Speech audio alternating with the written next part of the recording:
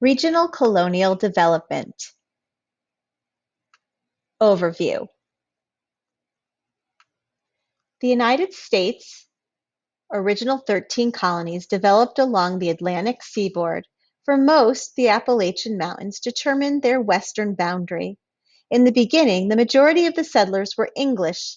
However, in the late 1600s, there were also Dutch, Swedes, and Germans in the middle colonies, French in the southern colonies, and a scattering of Spaniards, Italians, and Portuguese throughout the colonies. There were also enslaved Africans in the south. By 1690, there were more than 250,000 people living in the colonies, and the population rose rapidly. By 1775, the colonists numbered more than 2.5 million. New England. The New England or northernmost colonies included New Hampshire, Massachusetts, Rhode Island, and Connecticut. The northern colonies were not suited for large-scale farming because the soil was thin and rocky. There was little level land, and the winters were long and cold. The early colonists chose to live in small villages and towns usually around harbors.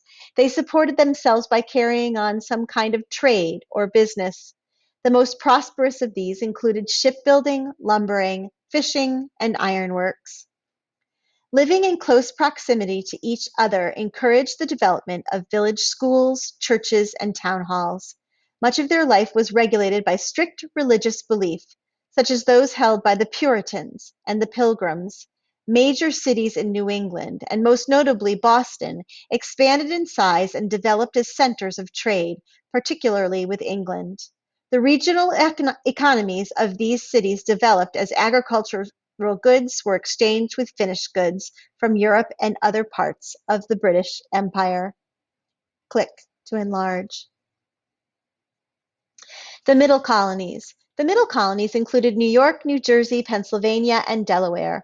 With land more suited to farming, the Middle Colonies were often referred to as the bread colonies because they produced large amounts of the grains used to make bread.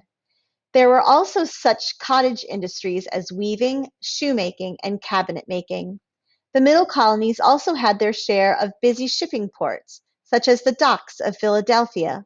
As a result, the Middle Colonies developed a vibrant shipping industry where the items produced in the region were shipped to England in exchange for finished goods. The Quakers dominated Philadelphia and influenced most of the mid-Atlantic region. By the mid-1600s, a wide variety of settlers had arrived.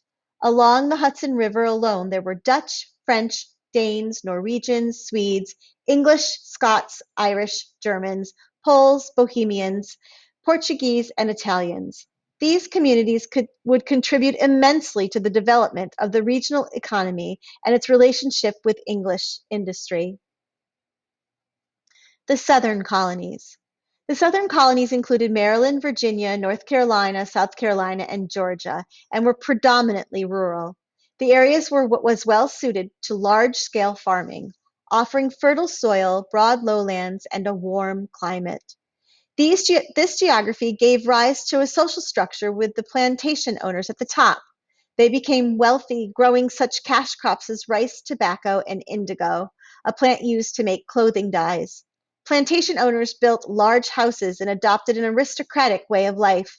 Farmers, working smaller tracts of land, formed the middle class, and enslaved Africans and indentured servants were at the bottom of the social structure. In addition to the wealth produced by agriculture, the dense forests of the Carolinas provided some of the best shipbuilding materials in the world. In 1632, the Virginia legislature mandated the worship throughout the colony was to be Anglican and conform to the Constitution of the Church of England. In 1642, the governor of Virginia banished all nonconformists, and by the end of the century, religious practices in the colony was quite uniform. Relations with Native Americans. In many cases, colonists developed friendly relations with Native Americans upon their arrival, but conflict and war eventually broke out.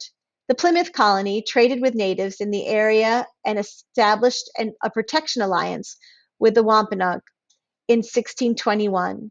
However, by the mid 1670s, relations between the natives and the English colonists in southern New England became strained as settlers grew to outnumber the natives' people and called for local tribes to adhere to colonial law.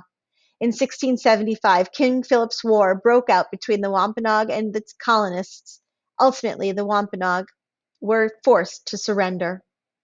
In the Massachusetts Bay Colony, Puritan leaders sought to protect Native American property. However, they also sought to control every aspect of life in the colony, and they tried to convert natives to Christianity. Escalating tensions led to the 1636-1638 Pequot War and the near extermination of the Pequot tribe, already decimated by smallpox introduced by settlers. In Virginia, the poet Powhatan, sorry, can't pronounce that. Powhatan, Powhatan, Powhatan. Ask your teacher.